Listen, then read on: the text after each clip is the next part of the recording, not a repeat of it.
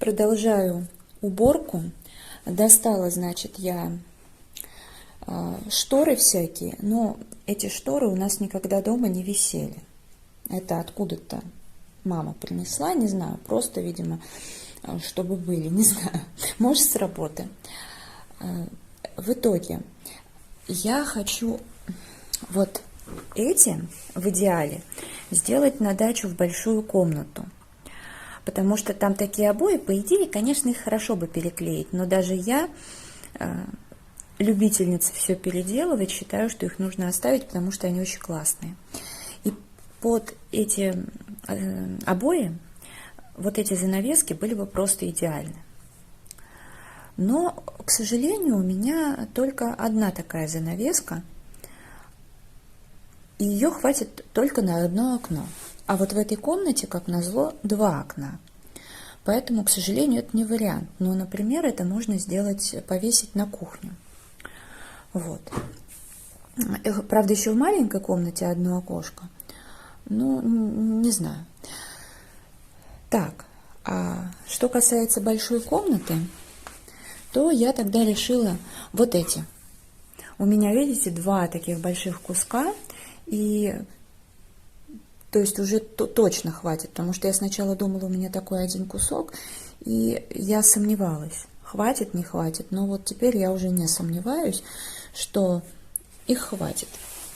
Вот они, такие классные, они тоже подходят, тем более, что мне, опять же, если честно, хотелось бы, чтобы буфет там и так далее, зеркало сделать в какой-нибудь, не знаю, там фисташковый цвет или оливковый, что-то такое, скорее фисташковый.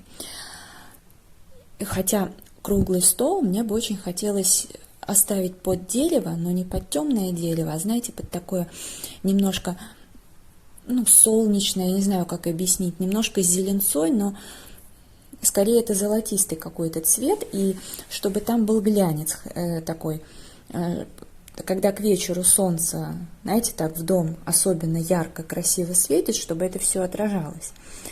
Конечно, в идеале вот это было бы, но это тоже будет неплохо.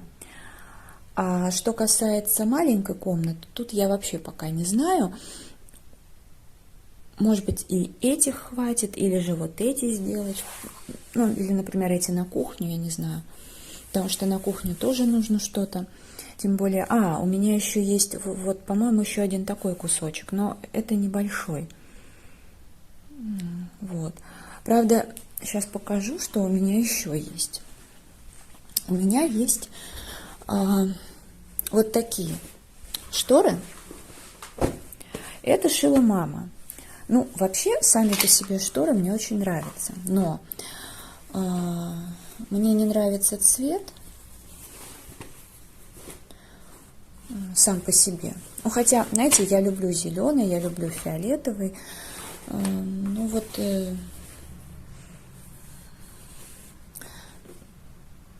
по длине они подойдут, по ширине нет, потому что, мне кажется, у нас в нашем доме на даче окна другие.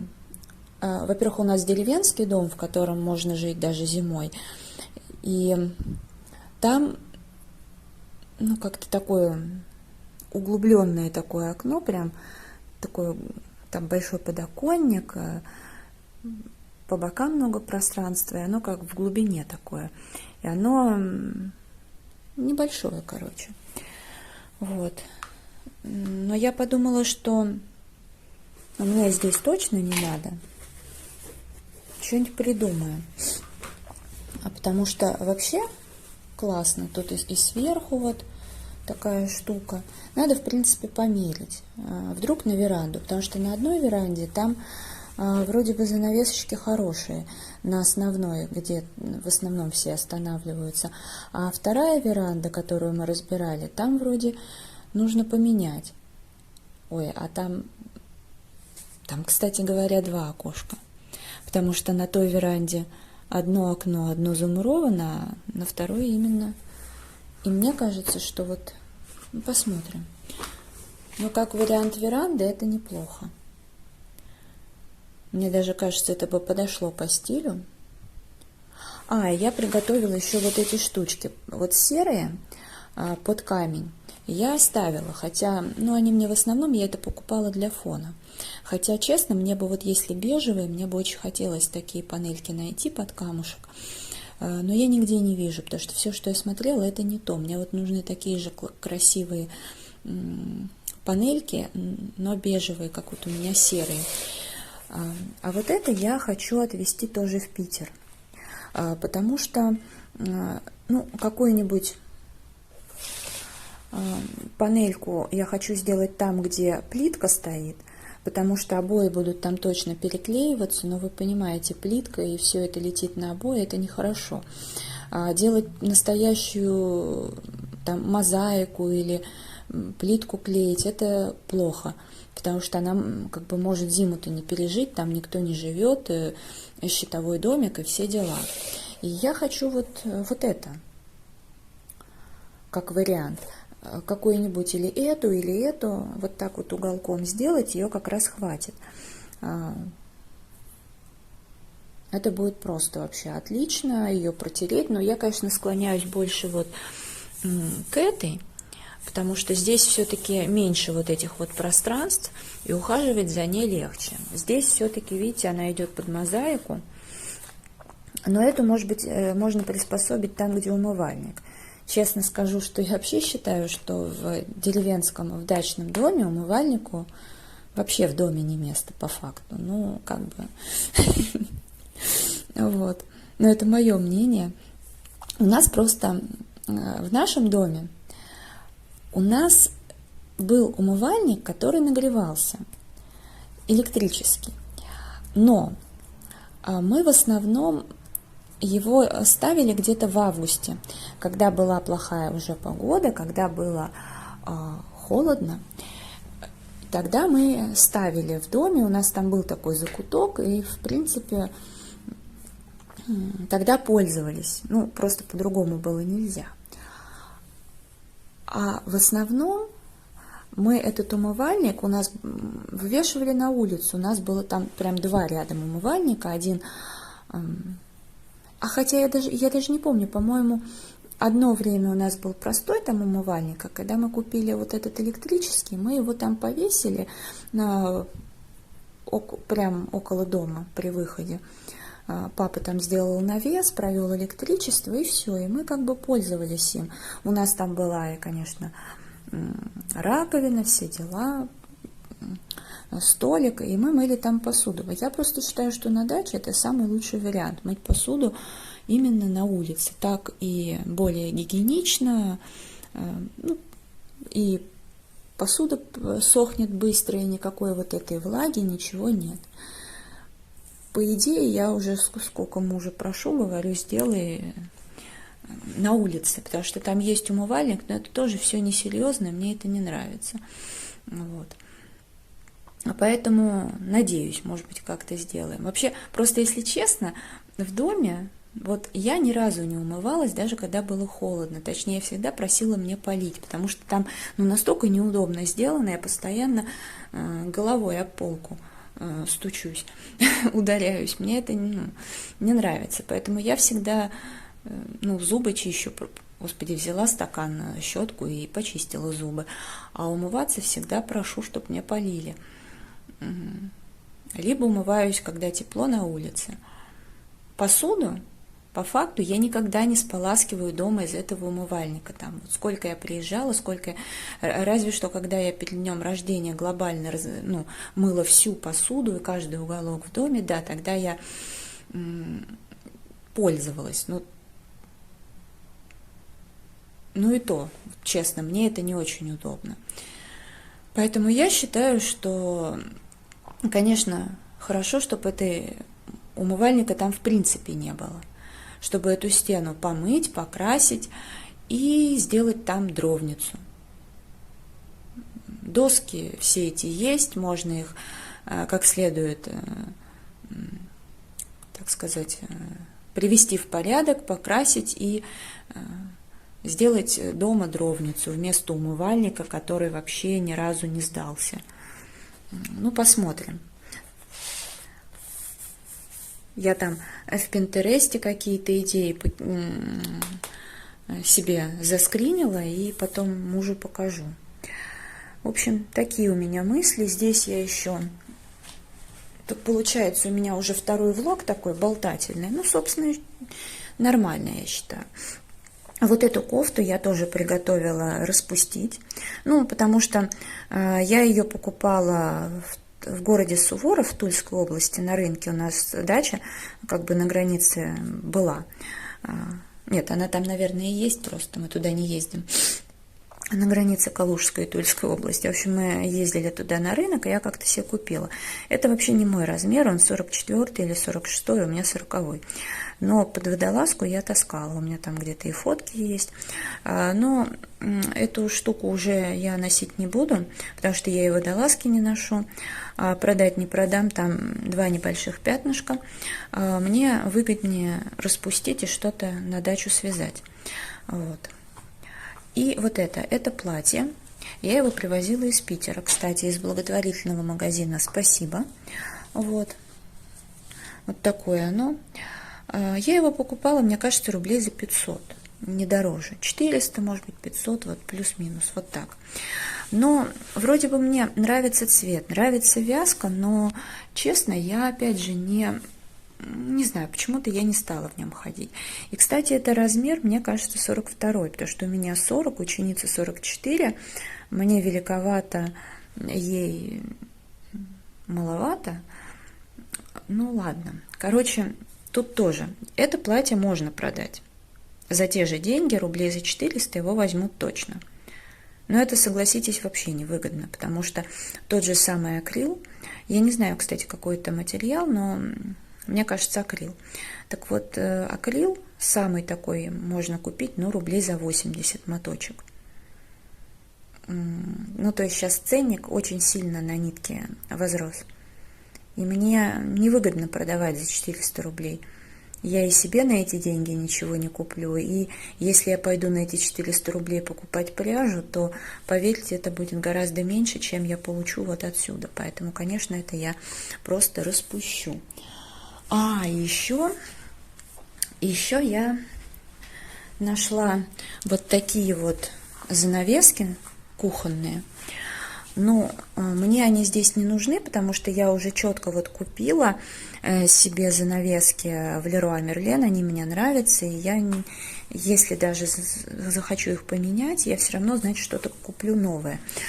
А это, вы знаете, такими уголками. Мне просто сейчас не хочется тут. Ну, вот они с бахромушками. Я думаю, многие знают. Я хочу их отвезти в Питер, но не на дачу, а в город. Ну, я, конечно, не уверена.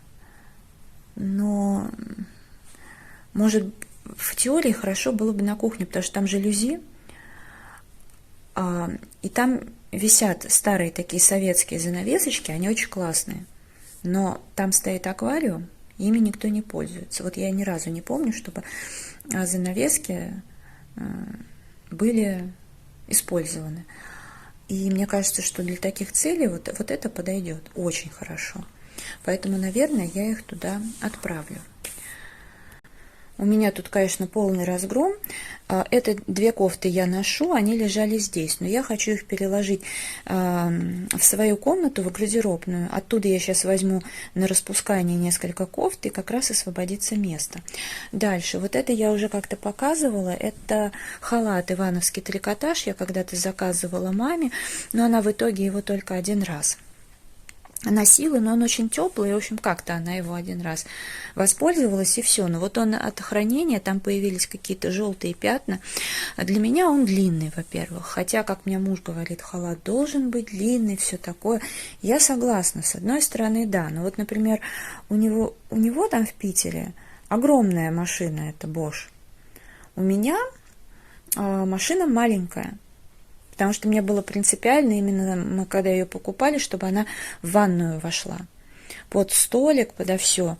И, ну, я не хочу этим заниматься. И в любом случае у меня в основном дома скорее всегда жарко. Хотя там еще хуже. Вот.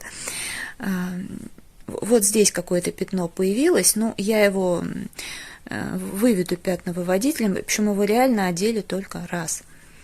Если что, то вот здесь вот выпускается, и как бы я распалю и все это дело поправлю. Я отрежу, наверное, знаете, вот так. Вот до этого места. И все, что останется, останется где-то, наверное, вот так останется. Я хочу сделать какую-нибудь себе сумочку. Тем более, что у меня есть плед белый, который так и не сгодился. Он пойдет на подкладку. И у этого халата есть пояс. Я не знаю, оставлю или же... В общем, вот с поясом я еще пока не разобралась, как я буду действовать. Посмотрим. И здесь есть еще карманы. Я их тоже отпарю, мне это не нужно. А вот карманы в сумку пойдут. И да, я же показывала то, что я распорола молнию. Вот она. И я оставлю себе подкладку, потому что, ну, она была такая пухлявая, там поролон. Это я все пылесосом пройдусь и вот этой штукой. Что мне нравится? Во-первых, сумку я вяжу вот таких размеров, так что это идеально. А во-вторых, смотрите, в этой сумке же был предусмотрен карман. Я очень жалею, что я предыдущую выкинула и так не поступила. Видите, в ней уже есть карман и есть молния. То есть у меня вообще, мне это упрощает задачу. Понятно, что я это могу сама сделать, но мне это упрощает реально задачу. И тут вот еще огромный отрез ткани какой-то такой. То ли это подкладочная, то ли какая-то... Ну, скорее подкладочная, наверное. И тут еще всякий тюль. Ой, я нашла один тюль. По-моему, советский. Он мне идеально подошел в комнату, потому что у меня из Леруа там тюль. И такой, знаете, если на кухне хороший, то там у меня прям такой дешманский за 100 с чем-то рублей. И я уже сколько раз меняла, мне не нравится. А вот это, походу, скатерть. Но я, может быть, что-то из нее сделаю, опять же, в плане занавесок на дачу, потому что я против скатерти вообще. Ну, для себя, в смысле, не... У многих это очень органично смотрится, я не люблю. Потом тут еще какая-то ткань лежит, плотная, вот как мама на дачу занавески шила, и она вот, по-моему, из этой ткани бабушке сшила сумку. И... Может быть, получится перетянуть на даче стулья, табуретки, вот. Хотя, конечно, это яркий цвет, но с другой стороны, лучше же, новое будет все равно лучше смотреться, как вариант.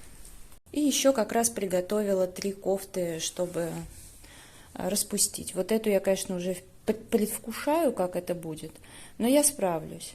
Потом вот эту кофту, я ее не буду нигде носить. Эту я очень любила, но... Сейчас я не хочу ее носить, поэтому тоже распускаю. А вот эту кофту сначала я подумала, что распущу. Но дело в том, что я эту кофту вязала сама, и она мне очень идет. Я тогда, помню, навязала себе штуки 3-4 таких.